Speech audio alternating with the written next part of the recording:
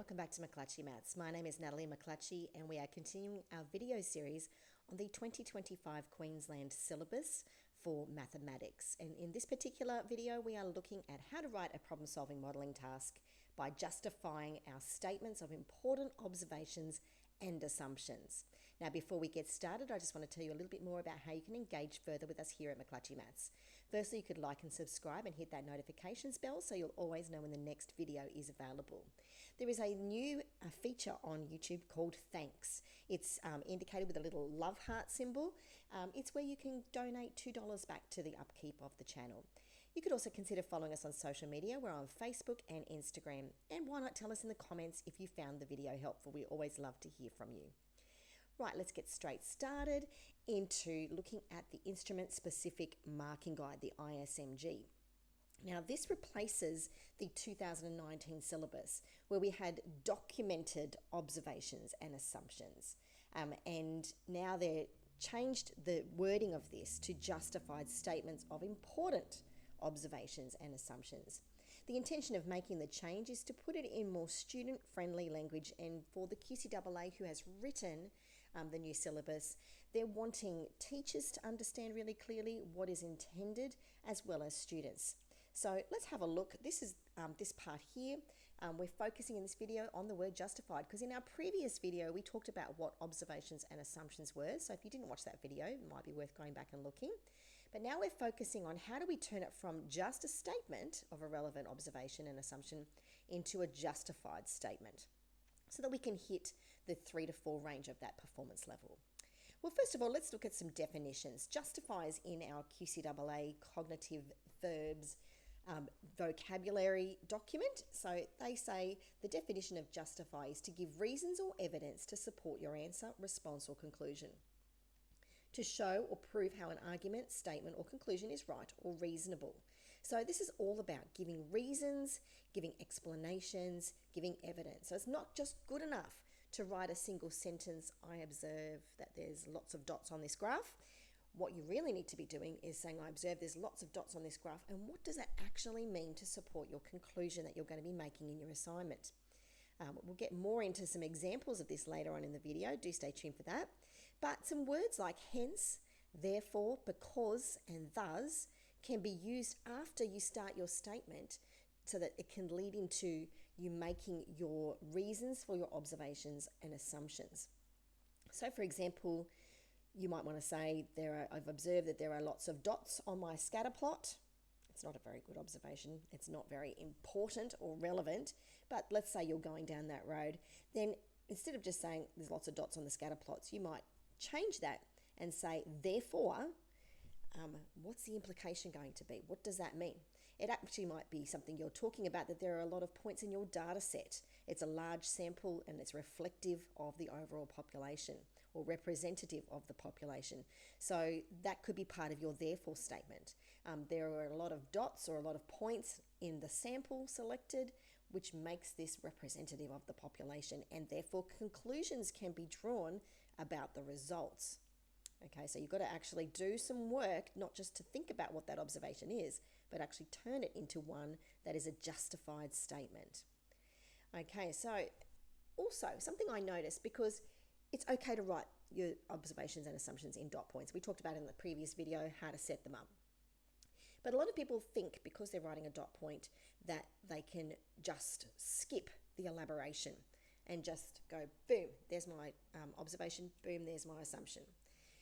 No, you actually have to put in a decent explanation that explains how this is going to affect results. If you don't, you'll be hitting that 1 to 2 range for your Formulate section of your assignment. We want to hit that 3 to 4 range in the performance. Okay, so here's what we're talking about here. We don't want to be hitting down here. We want to be hitting up here. Now, the next thing to note is that they need to be statements and of observations and assumptions. I've circled the S's. It means it's plural. That means one is not good enough. You need to have more than one, at least 2. Some students feel that if they write 100 or write 20 or write many observations and assumptions, that will get them across the line. That's probably not the best way of approaching it, and I'll explain that in a moment. because basically what your teacher is trained to do is to look on balance. Are your observations justified? On balance, are they your assumptions important and justified? Now, if you've got one and then many that are not justified, one good one and lots of average ones, on balance, you're going to hit down the 1 to 2. Even if you've got 2, plural, but you've got 10 altogether, 2 out of 10 is on balance not justified statements. It will be in that 1 to 2 range. So that's something very important to think about, is this wording of on balance. Basically, what are the majority of them? Okay, let's have a look at what that means. We're also going to talk about this word important. You'll notice this is new to the syllabus this year in 2025. In the past, it was just all about documentation of observations and assumptions. Now they've got to be important versus relevant. So let's find out what the difference between important and relevant is. Well, important means of great significance and value. It needs to have an impact on the results, the decisions, and the solutions. So sometimes students will make an observation and it's a relevant observation. It has something to do with the assignment, but it actually doesn't affect results at all. So if that's the case, it's not important. These are ones that are fundamental or critical to solving the task or solving the problem. So if you are making your observations and they're relevant but not important, and it's the teaching team at your school will decide what the important ones are. If you haven't nailed those, then there's a very good chance you're not going to hit in that 3 to 4 performance range. So as I've just mentioned, teachers are the ones who decide what is important for the task. So that's a good idea when this assignment is being unpacked, is to ask some questions around important observations and assumptions that you could be making. There's nothing wrong with saying, I'm thinking of this as an observation. Would that be an important observation to this task? The teacher may not tell you yes or no. They may say, well, does it have an impact on the results, decisions, and solutions? And if you can explain that yes, it does, then you should be explaining that in your assignment as well. That's part of your justification. Now, relevance, we've talked about relevant briefly. It means it is closely connected to the task and it relates and is appropriate to the task. But here's the important thing. All important observations and assumptions are relevant, but not all relevant observations and assumptions are important. And that's that distinction of knowing the difference between the two. And that might seem, well, that seems to me like I've got to gaze into a crystal ball and work that out for myself. Not necessarily. Like I said, question your teacher. Your teacher is the one who's going to be marking it. They're going to be the one who's deciding whether they're important or not. Now, I would love to give you lots of examples, and I will later in the video, of some that could be important versus relevant for different tasks, but not knowing your specific task, and every task is different for every school, and every year the assessments change. So I can't give a blanket statement about what is important, what is relevant. This is all about personal judgment, and that's why it's really important to make that connection with your teacher and ask lots of questions. Now, here's a little example I wanted to talk about. For example, if your task is determining if there's a relationship between the weather and the sale of ice creams, it would not be relevant to discuss the sale of bikinis. However, the exception would be is if a bikini store is offering half-price ice creams with the sale of every bikini. Now this becomes relevant. Without this context here, there is no relevance at all. It's not relevant to talk about the sale of bikinis. However, if this is something that's going to influence the sale of ice creams, then this suddenly becomes relevant to the task, probably even important to the task as well. Something that you will want to think about is getting these observations and assumptions so that they are all important and all relevant. So this is where you've got to come to, what's the effect on the outcome? What is the outcome? The outcome is whatever the answer is that you are trying to solve. So you might be thinking, well, does my observation or assumption affect accuracy of results? If not, it's probably not important or relevant. Does my observation or assumption have something to do with how reliable my solution or my model can be? If not, it's probably not relevant and not important. So that's something to really keep in mind. It needs to be something that's either going to affect accuracy or affect reliability of results. Now, here's just a little thing I'm throwing in there because I've just marked a whole lot of PSMTs. And this is something that I have observed, is that a lot of students do struggle to come up with or identify some observations. So they clutch at anything. For example, I observed that there's 50 data points in my sample, half a male and half a female. Well, yes, you have noticed that, but the problem is that you were the one who decided on 50 data points. You were the one who decided how to stratify that sample into half male, half female. So you're not actually making an observation at all. You're making a decision. That was a decision that you made to come up with 50 for your sample and to split it 50-50 male and female. Now that's going to assist your valuation grade if you can justify your reasons for doing that.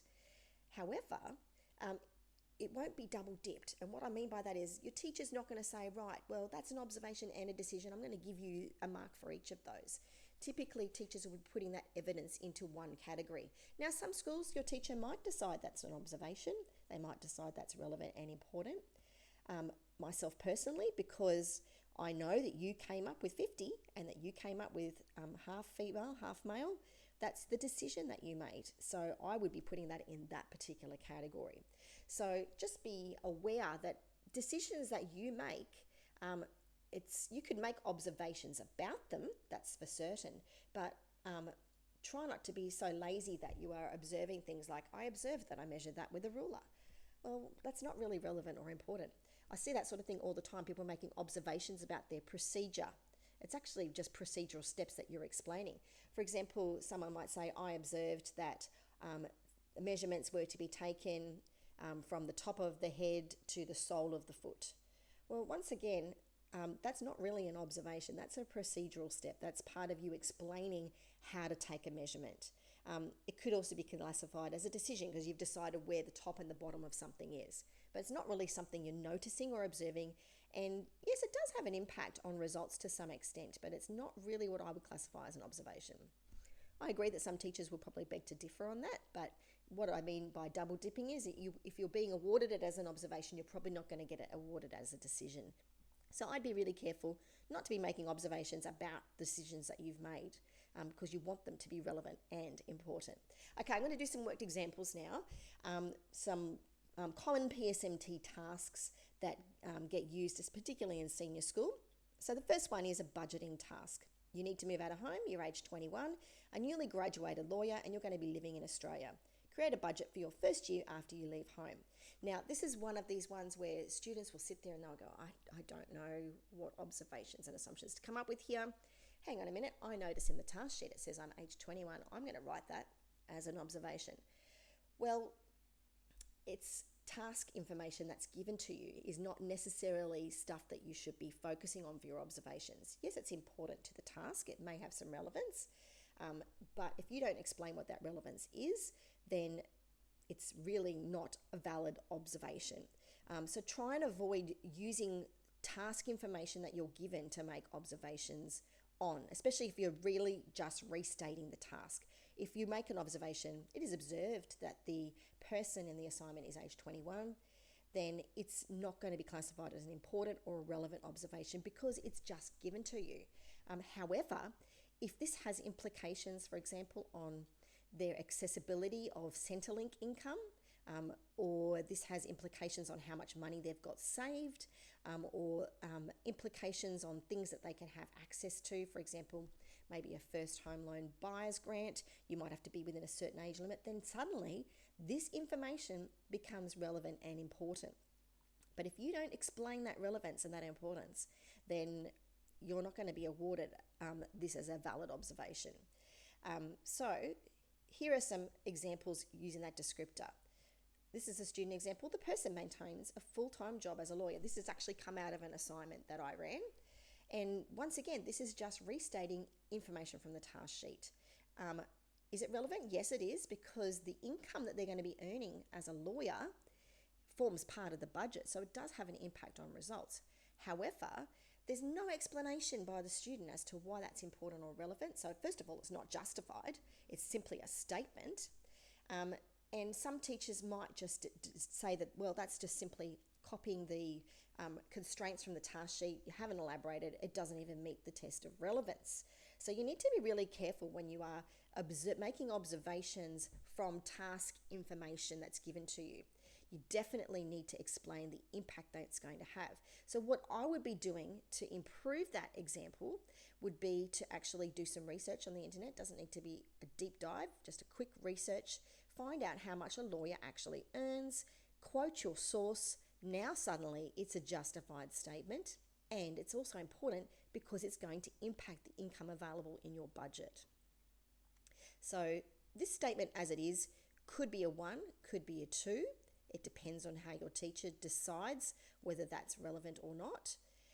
But here's an example of how you could justify that. The person maintains a full-time job as a lawyer. The base salary for a starting junior lawyer in Queensland is $76,442.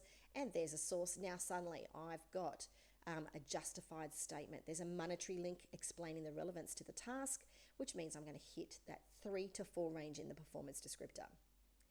Here's an even better observation you could make.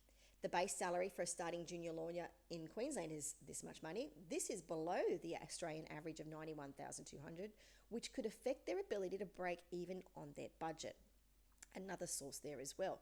Now what I've done is not just made it relevant, but I've made it important. I've explained how that's going to affect results. So I've turned it from just being a justified statement of a relevant observation into a justified statement of an important observation. Those impact on results always need to be stated really clearly. Okay. Here's another student example. The lawyer is a healthy 25-year-old single female. Once again, this is from an actual assignment that I ran. Is it relevant? How is it relevant that the person's healthy? I have no idea why that's been put in there. Why does it matter that they're single, that they're female? It's unclear what their gender, health, or relationship status has to do with the task.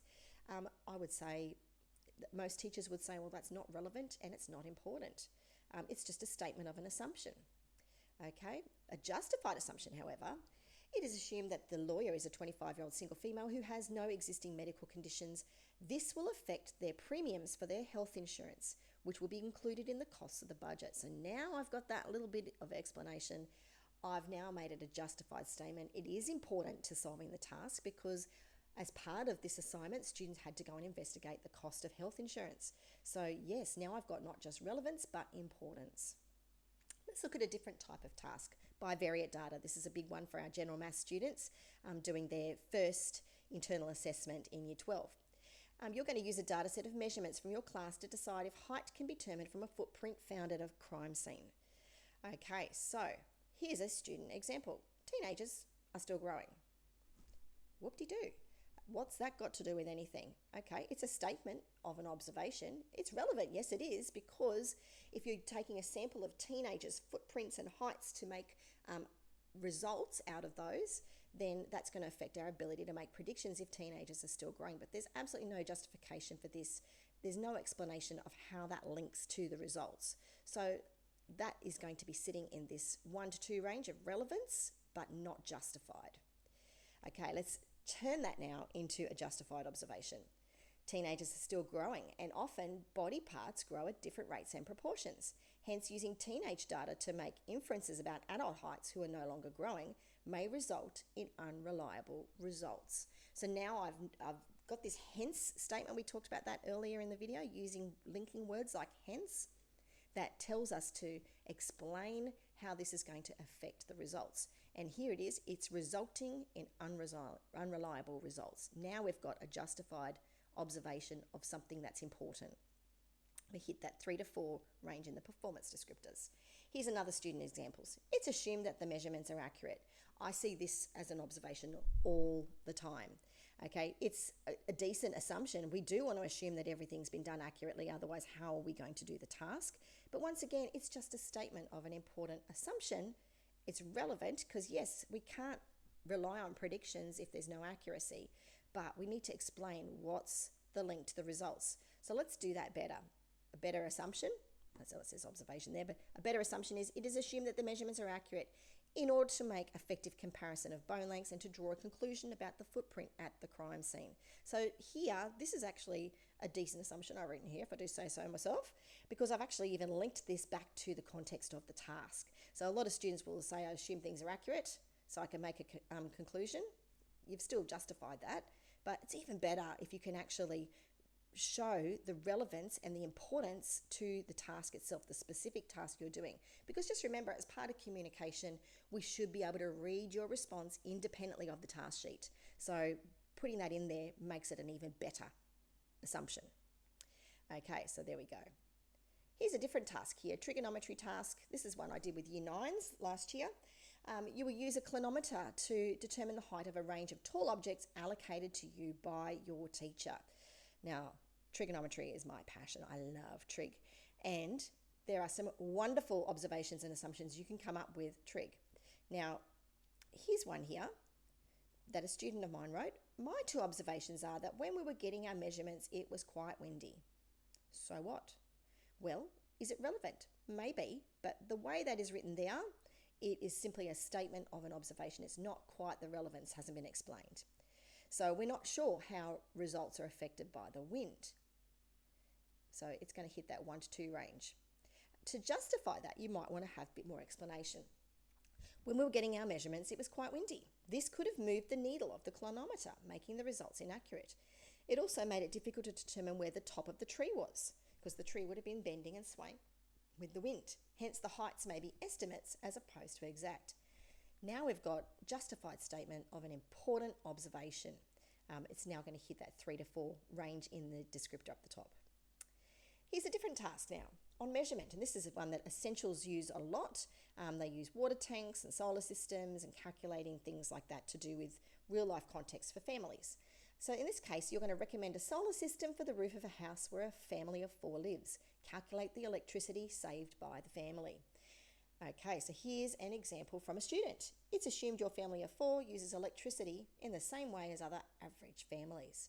Not a bad assumption. In fact, it's relevant that they're using the electricity in the same way as everybody else. But it's definitely not justified by explaining the impact on the results. Okay, so it hits that 1 to 2 range. To improve that, we could say it's assumed that the family of 4 uses electricity in the same way as other average families in order to make predictions of the savings that can be achieved by installing a solar system. Now we've hit the justified statements of important observations. Now I know this is an assumption. I know this is observations here.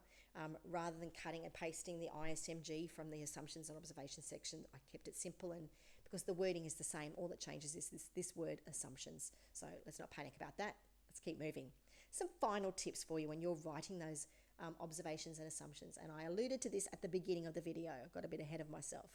Okay, firstly, you need a minimum of 2 because it's plural. We did talk about that. There's those S's under statements and observations and assumptions. So yes, you need at least 2.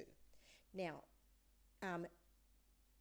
you need to think about this. If I only write 2, it's a possibility that my teacher's going to go, well, the first one is not relevant and the second one's not important. And you're stuck because you only wrote 2. And so I do see students that do keep it very simple and they only write 2. Sometimes they only write 1. And you can't hit that 3 to 4 range if the teacher has decided that they're not relevant or important. So that's why it's a good idea to write more than 2 so that you can hopefully nail the minimum requirement. But here's something else I see. Some students try and hedge their bets. They will go, well, I'm going to write 10. I'm going to write 20. I'm just going to list half a page of observations and assumptions. And I saw that very recently with some of the PSMTs that I was marking. However, remember we talked about the words on balance. That means the majority have to be justified. So if you write 2 that are really good and 8 that are pretty ordinary, then the teacher is going to judge you on the whole 10, which means that the majority of them are not typically justified. So that means you'll be in that 1 to 2 range. So the other thing you need to remember is as well, as part of your evaluation, you have to reflect on your observations and assumptions. Now, we'll talk a lot more about that in the upcoming video, but the thing is that the more observations and assumptions that you write, then the more you've got to evaluate later on. And you do have to evaluate by talking about them individually. So I would recommend it's better to have maybe 3 to 4 really well justified, important and relevant observations and assumptions than 10 half-baked ones. I think 3 to 4 is doable to write about in your evaluation later on. It's not going to take up a massive amount of space. And I would, even if you've come up with, by handwriting, maybe 10, 15 observations, 10, 15 assumptions, I would say then the thing you need to do is to go through and pick the best 4. The best 4 that have the most impact on the results And those 4, you take the time and the effort to justify them and write the extra sentences around them to explain the impact on results, and you will have a much better outcome. It also means if you're only focusing on those top 4, then you only have to explain the reasonableness of those later on. Well, that's all we have time for. If you want to know more about observations and assumptions, there's a playlist called PSMTs How To. It focuses on the 2019 syllabus. So I've got more student examples in here. Now, I know that it's the old syllabus talking about documenting observations and assumptions, but the principles are the same. Documenting means simply justifying. So if you want to know more, you can jump onto our old playlist and have a look at those as well. And if you've got any questions about anything you heard in the video today, please don't put it in the comments. The best place for that is mcclatchymass@yahoo.com. Send me an email. You'll get a quick response and there'll be a better explanation than there would be in a tiny little space on a comment. Obviously, we're quite happy for you to tell us in the comments if you found the video helpful, or to share other thoughts about things you may have made a connection to. But if you've got genuine questions about anything, or if you want to know, is this observation that I've made justified or not, then email is far better. Well, thank you so much for watching today. I'm Natalie McClutchy. Have an amazing day.